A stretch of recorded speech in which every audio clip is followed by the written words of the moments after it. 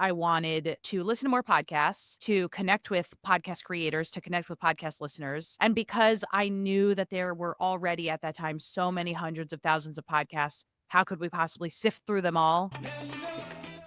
The classic version was just audio only, and then they changed to a video-based editing service, essentially, which was a massive revolution and changed everything. If you are not quite ready to go full in on video, cut it up into clips, and Descript has a function that can do that very easily. It can choose the best clips for you and then edit those clips, set for YouTube, set for TikTok, set for LinkedIn, set for all of the social platforms that you want to appear on, and you're good to go.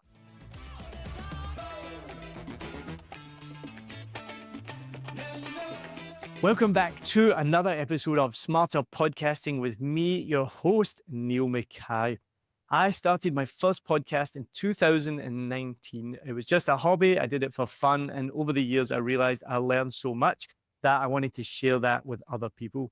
So I started 7 Million Bikes podcast, and we now work with podcasters all over the world to help them produce the best podcast possible. Now, in this episode, I am super, super excited. We're going to be talking about the program that basically changed my life. I changed from GarageBand to this program in around 2021, and that program is Descript. Now, in this episode, I'm going to be talking to the community marketing manager from Descript. She is the founder of Earbuds Podcast Collective, a board member of the Podcast Academy, and she's a host of a few podcasts that focus on the podcast industry. So I am very, very excited to be talking today to Arielle Nissinblatt. Thank you so much for coming on the podcast. Happy to be here. Thanks for having me. I am really excited to talk about Descript. As I mentioned to you before we started, I probably wouldn't have a career in podcasting if it wasn't for Descript. So I used to use GarageBand just on my own podcast, and it was a great program, but it took so long to do anything. You can't really move things about so much. You can't cut filler words, anything like that. I go back now and listen to old episodes. I just had a Blue Yeti microphone sitting in the middle of the room. And, you know, a lot of podcasts, that's how they start out. And then, you know, I didn't want to spend money like a lot of podcasters in the beginning. I looked at Descript and I was like, oh, I don't think I can pay that. And then eventually I was like, all right, I'm going to try it. So I tried it. Yeah. Oh my goodness. And the amount of time it's saved. And now it's just changed so much over the years as well. So tell me though, obviously you've got a massive, massive career history in podcasting. I saw that you started podcasting or in the industry back in 2017. So tell me what brought you into podcasting? Love of listening was my first entry point. I just really wanted to do whatever it took to work in podcasting. This was I started listening in 2014. By 2016, I was living in Los Angeles and I was constantly stuck in traffic and hating it, but loving listening to podcasts, and realized that this is like really what energized me. I was very early in my career. I was 24 at the time, and I had no idea what I wanted to do with my life. And I realized that podcasts, I didn't know if there was a career there, but I wanted to do whatever it took to be employed by this industry. So I started my own thing, which was a podcast recommendation newsletter called Earbuds Podcast Collective. And I started that because I wanted to listen to more podcasts, to connect with podcast creators, to connect with podcast listeners. And because I knew that there were already at that time so many hundreds of thousands of podcasts, how could we possibly sift through them all? And maybe this newsletter could help. So that's what got me started. So that's how I started. And then the challenge was, how do I figure out how to actually get paid? So a few months into the newsletter, and on the side, I was doing tons of side jobs. I think that year, which was 2017, I think I had 7 jobs of some sort. Amazing. Stringing them all together, making it happen. So just before I really got serious with, no, actually it was post-pandemic. So just trying to survive. I had 8 different gigs going at one time, just bouncing from one thing to the next, just trying to make things happen. And what changed for me was saying, I need to stop and I need to start saying no and focus on one thing. And that one thing was making podcasts, because I'm also stand-up comedian. I was an English teacher. I even making TikTok videos for some random company. Like I was just doing so one of the podcasts I make is for a pharmaceutical marketing company. And then they said to me, do you want to come and do some of the pharmaceutical marketing? So I was on the phone to doctors, interviewing them, patients. And that was one of the 8 jobs that I was doing. And it was the beginning of 2023 that I was like, I need to start saying no and just focus on one thing. And similar to you as well, loved podcasts. It's what I'd done, what I was doing. But I was like, how do I make money from this? And for me, it was stop making my own podcast and start making podcasts for other people. So what are we doing right now? Yeah, exactly. Well, the reason I'm doing this podcast is so people know I'm so amazing and they listen to this and they're like, oh my God, I want to work with that guy. Sorry, everybody. Hell yeah. I just gave you an inside tip. You've found me out. You're being manipulated right now. That is why I'm doing this podcast, so you can see how amazing I am. So make sure you go to the show notes, check it out. There's the link there. You can find out my Descript affiliate link and you'll be able to book some time with me as well. Yeah. Wow. Perfect. Great sale. That's exactly it. It was all about stringing jobs together in order to do what I wanted to do, which I didn't even know what it was at the time. I really just had this newsletter going. And then, as luck would have it, Podcast Movement, which is a huge podcast conference in the US, was taking place that year in the greater Los Angeles area. So I found out who the founders were and I emailed them and I kind of like begged for a free ticket in exchange for running ads in my newsletter, even though I really didn't have that many subscribers. And my newsletter was really ugly at the time. Like I really was using Gmail and it was not a beautiful aesthetic experience. But I finally realized I should learn an email service provider. So I learned MailChimp and I started taking online classes about email marketing and how to write efficiently and all that kind of stuff, all while I was doing many different side jobs. And, the newsletter started picking up steam and I started really just putting myself out there and reaching out to podcast people, both business people and creators and listeners who were in the Los Angeles area and asking them if I could just get them a coffee and talk with them about, this is always my line, how they got to where they are today. I at the time was just like, I was young. I think I came off as ambitious. I hope I still do. I hope that never goes away. But, at the time I was emailing people and just being like, hey, I really admire your work. I am looking to do this in the podcast space. Any chance you'd be open for a coffee? I would love to hear about where you got to where you are today. And I think that comes off a lot differently than, hey, can I pick your brain about the podcast industry? I think the earnestness of that is a lot more exciting for somebody who might potentially want to get coffee with me. So anyway, I did a lot of those calls and slowly built up my network and all the while was listening to tons of podcasts. So my brain was constantly spinning with new ideas. And also, this is my big theory about Los Angeles. I think it is such a creative city because of the traffic.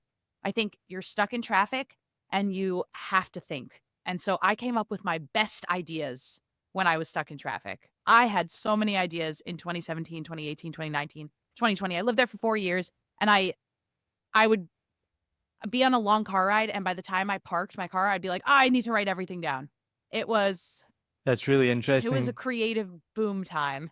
So when I was doing comedy, I would think of a lot of my jokes when I was in traffic as well in Saigon, driving my bike, because it is a time where you can shut everything out. You can't look at your phone. You can't talk to anybody. And so, I would get off the bike, and honestly, I would be the same as you because everybody drives a motorbike here. I would get off the motorbike and then write it 7 million bikes. Yes, exactly. That's why it's called 7 Is that where million. that comes from? Yeah, that's exactly where it comes from. Yeah. So your career then took you to SquadCast, which we are using to record right now, and SquadCast then took you to Descript, which I talked about in the beginning. How has that transition been, and what was that like working for SquadCast and then now with Descript? Yeah, I feel like I should quickly bridge the gap between traffic, newsletter, and like having a full-time job. I'll do that quickly. A few years passed, but I had new ideas all the time. And one of those ideas was that there should be podcast studios in co-working spaces. So I pitched the idea to a bunch of different co-working spaces throughout Los Angeles. And one place in particular was like, hell yeah, let's do it. Build the studio. Find some engineers, find some clients, let's make it happen. And so I did that. And then I used that space, the co-working space, to host networking events and to host podcast festivals and continued to build up my network. And I still also went to all of the podcast festivals that I could go to for free as much as I could, paid what I needed to. and just continued making connections. And then in 2019, I got my first full-time job. I mean, I guess the studio was a full-time job, but I got my first like official full-time job in podcasting. I worked at Castbox, which is the podcast listening app. I worked there for about a year. And then in 2020, during the pandemic, I switched and I started working at SquadCast and I started managing the community there. It was my first foray into a SaaS company. And it like totally changed my mind as it relates to software. I had no idea how software worked before that. And then I was there for 3 years, really interesting. We can get into it another time. And then we got acquired by Descript. A year ago today, I believe, is the day that Oh, I started wow. working at Descript. Yeah. We didn't announce it until August, but we were working at Descript for 2 months before.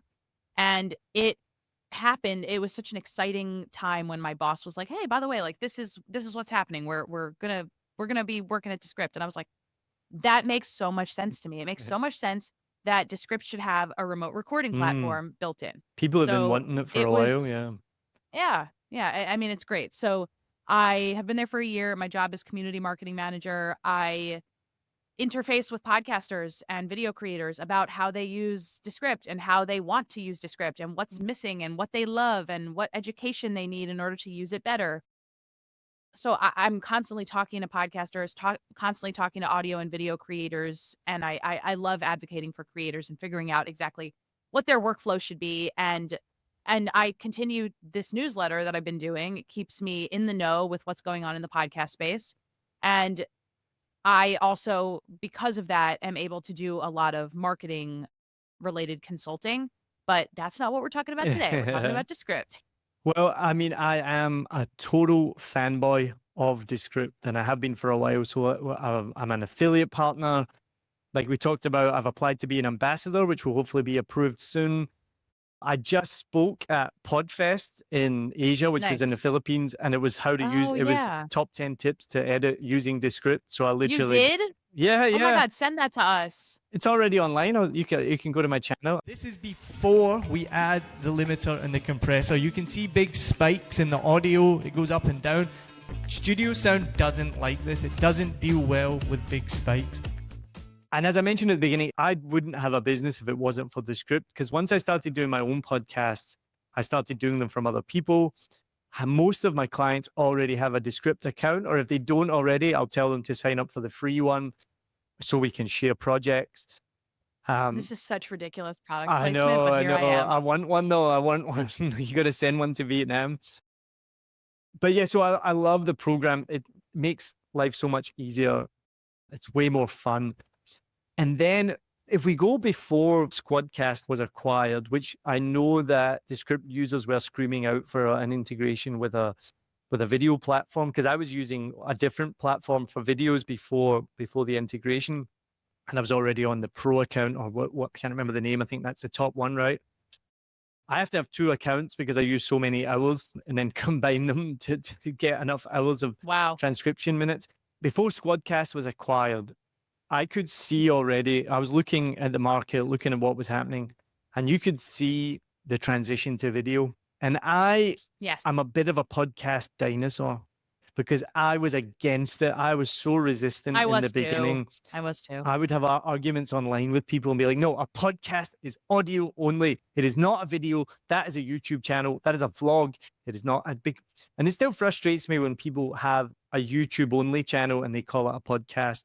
And here in Vietnam, some people still don't understand the term. I was working with a client and they were like, oh, we're going to record a podcast today. And I was like, oh, because I do their podcast. So I was a bit confused. And I was like, oh, okay, what is it? And it turned out they were just shooting like a 10-minute promo video. Mm, And I was like, that's not a podcast. right. There's no RSS feed here, it's just a bruh. video. So I was very resistant with video, but I could see the transition. And now myself, including this video that we're doing right now, I'm fully have my podcast channel, this Smarter Podcasting, and a Vietnam podcast, which was my original channel, which I restarted recently, fully in 4K on YouTube, learning all about how to make YouTube videos work and also having the audio available. So for me, you do need to have the audio to be called a podcast. And it Yeah. does still frustrate me that people have video only channels and they call them a podcast. Like, it's easy, man. Just take the audio off the video and put it on Buzzsprout or Captivate or whatever, Yeah. and get the audio out there. But I saw that transition coming, and And that's what most of my clients I'm working with now are all doing video. And Descript obviously saw that as well, because they did a massive, massive change before the SquadCast takeover, where Yeah. they changed from an audio only platform when I first started. And the biggest difference with Transcript at the time was it was the only, or it was the first, correct me if I'm wrong, text-based audio transcription service or That's my editing understanding. service. Yeah, Yeah. transcript editor. And that's what made it so unbelievable. Because I mean, when I first Mm. started, if you wanted a show transcribed, it was going to cost you 50, 60, 70, Yeah. $100, a lot of money Yeah. It to was gonna be a transcribe. separate thing Yeah, from yeah. your editing platform. Yeah, Yeah. exactly. So Here you have it all to together. then be able to edit like a doc, as Descript calls it, but that is what it is. You edit like a doc. Just made life so much easier. But then they changed to storyboard, and that caused so many problems for so many people. And this would have been before you started, but were you aware of those Yes. problems, or are you still? I became aware of them after. And it was, yeah, I think right when I started, I think they had transitioned a few months from classic to storyboard. And yeah, I think bugs are definitely something that we're aware of. The restart issues are something that we're aware of, but we just released, and here's my pivot, here's my professional pivot. We just released something new just earlier in June. Um, and it's storyboard remastered. It's like the new version of storyboard. And it has fewer restarts and everything is much cleaner. Have you noticed the difference? This was one of the changes that I thought instantly was better. So often there'll be Yeah. a Yeah. change, and then you're scrambling around going, where is this function? Where is that function? I can't find this. I can't find that. This was one where it changed and I dreaded it. And I normally don't dread a change when it comes up restart. And I'm like, oh God. And I'd already seen somebody post a screenshot on one of the Facebook groups. And I was like, oh God, what's this going to be? Another Descript restart. Yeah, but I did We it. know, and we love it. And then I was like, oh, Uh, this is much better. The only thing I couldn't Intuitive. find was, the only thing that's not intuitive is how to Okay. apply to all scenes. Got it. Now I know how to do it. And I had to ask my editor, I had to message Chelsea, and I was like, Chelsea, how do I apply to all scenes? I cannot find this at all. Once you find it, it's like a lot of things Go in Chelsea. Descript. Once you know, you know. But Yeah. if you don't know, but it's just at that time, they changed. For anyone who doesn't know exactly what we're talking about, the classic version was just audio only, and then they changed to a video-based editing service, essentially, which was a massive revolution and changed everything. The user interface changed, and I do think they brought it out too soon, because they had to make changes almost on a daily basis. Like, it wasn't ready, I don't think, when they brought it out for the front user, because there was so many. I wasn't there, can't comment. No, I know you weren't there, but that was the But issue. I will say, yes, it changed everything. But I think what a lot of audio only creators miss is that you can still use it for audio only, and you don't really have to use the video components. You just have to make sure it's an audio project. Yeah. Yeah. I understand that. Don't worry. Yeah, you get it. I You get it. get it. And now the world knows because Yeah. they're listening to 7 million Bikes' podcast, Podcasting Smarter. But so once it changed, I mean, it changed everything for us, because it changed before we saw the change coming, which made me aware of, like, video is coming. If Descript has already looked at the market and gone, we Yeah. need to incorporate video editing. And I absolutely love it. Like, I love editing video now. I've never used DaVinci Resolve. I've never used Premiere Pro. I've never used Adobe Audition. And Me either. I know that I was talking to someone about this recently. Those are like movie making programs. Like, Right. literally, if you're going to make a movie or a music video or a professional ad, those are the programs you use. If you're just making a podcast with one camera or two cameras, you don't need DaVinci Resolve and all of these. The other No. thing I love the most about Descript is that it's cloud-based, and those programs aren't cloud-based. So I have a team around the world, and Right. we can all work on a project at the same time. I have clients around the world. They can make a project. We can do it. We can all work on it. I can. Right. The collaboration tools are very robust and continue to get better. Yeah, absolutely incredible. So that for me has been the best. The best part of it, I think, is the cloud-based aspect of it. Yeah. So what has been the big changes then lately? We talked about the Underlord has come in, which is more of the AI, which is good. But explain more about these recent changes and what what has been the big changes in Descript, and what changes do you see and have you seen in the podcast market in terms of moving to video?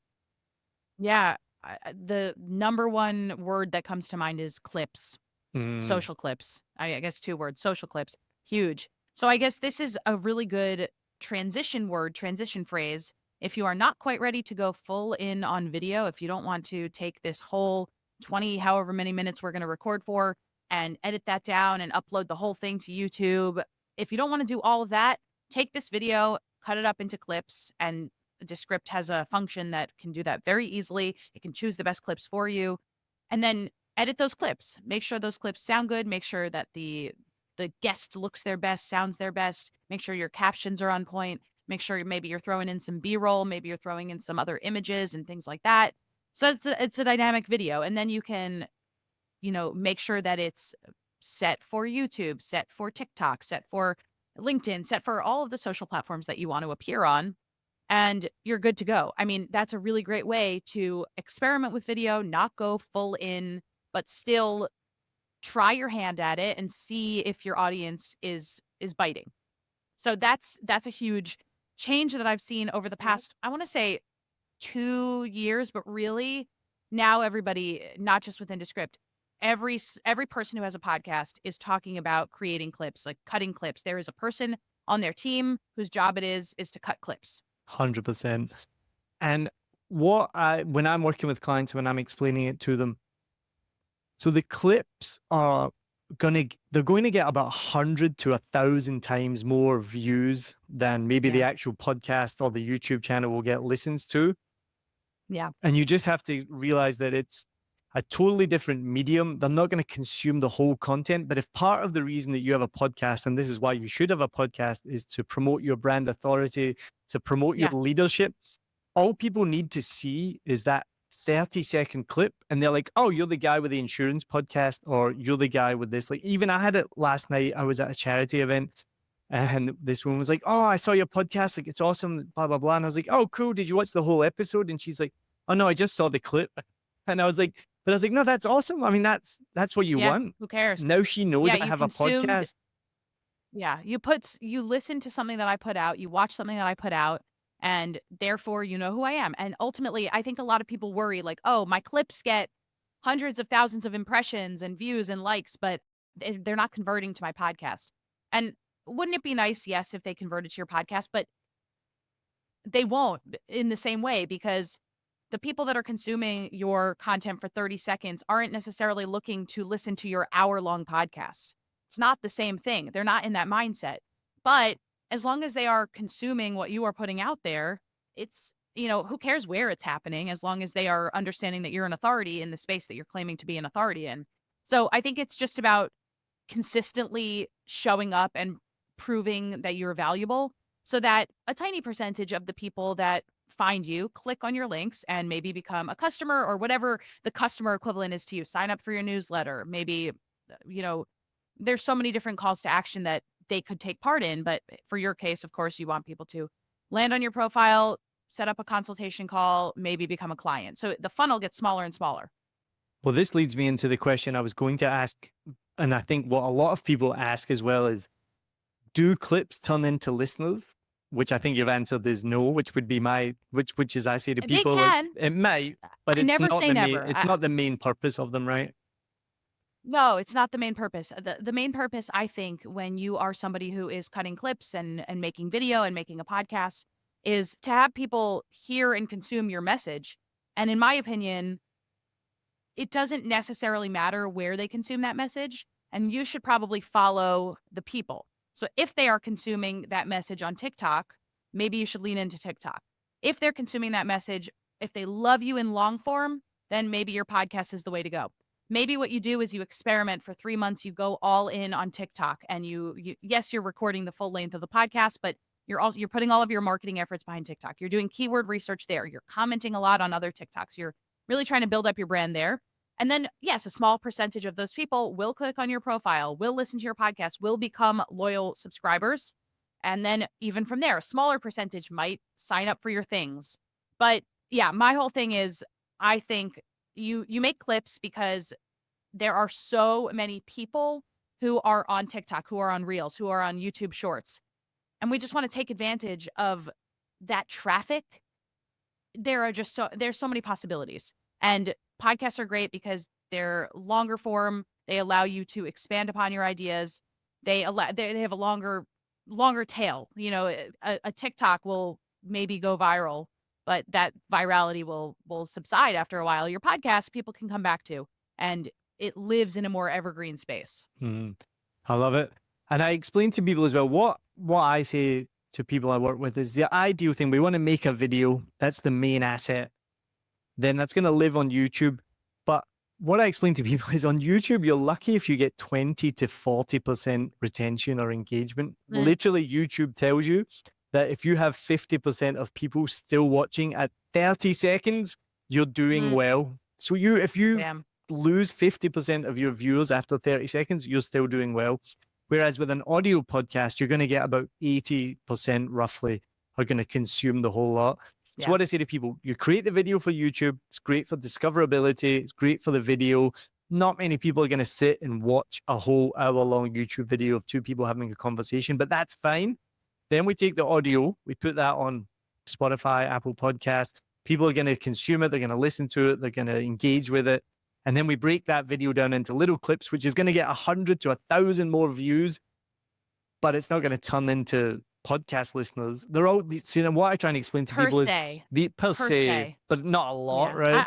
I'm a big caveat girl. I love caveats. I hate making blanket statements because I never want people to be like, you said this. Yeah.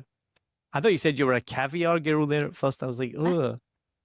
Love caviats and caviar. No, I don't. I'm a vegetarian. Caviar is fish, right?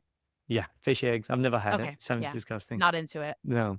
But just to finish up, what I wanted to, you mentioned something about B-roll, so this is another function that Descript has added recently. And if you haven't explored it yet, and if you're using Descript, if you're not using Descript, go to the show notes, click my affiliate link, make sure you use the affiliate link.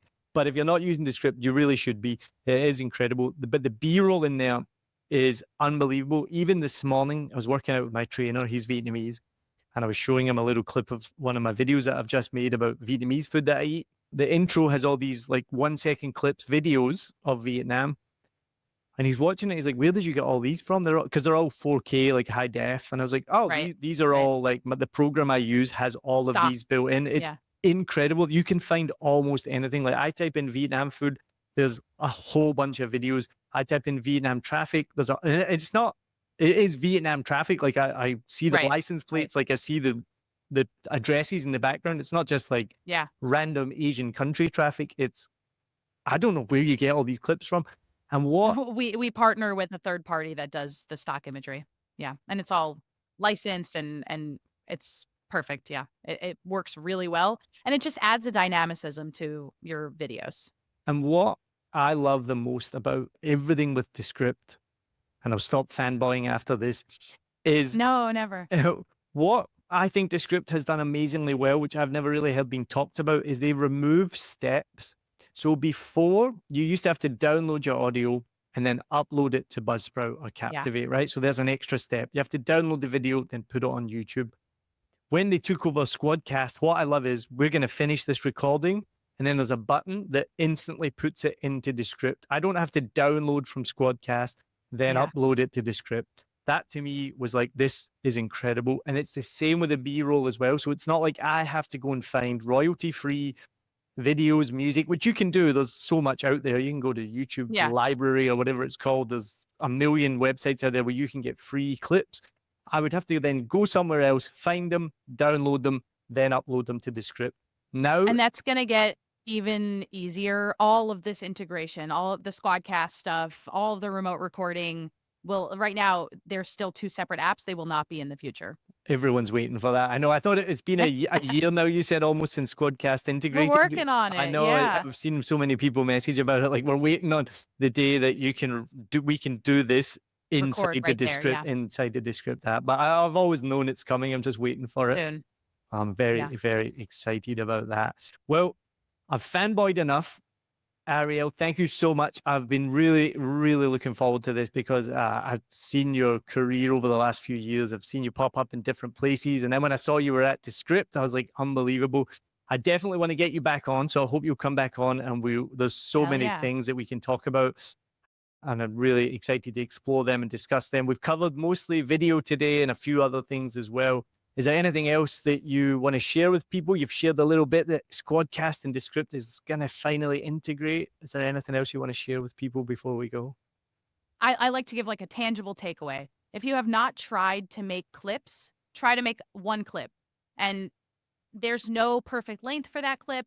There's no perfect portion of the podcast that should get clipped. Try something, and then next week try something else. You never know what could go viral, or hit the right demographic. Doesn't necessarily have to go viral. Love it. Love it. And I've been doing this for 5 years now, and I'm still waiting to be an overnight success. Like, I cannot wait for that day to come when I get called an overnight success. One day. Yeah, it's going to happen.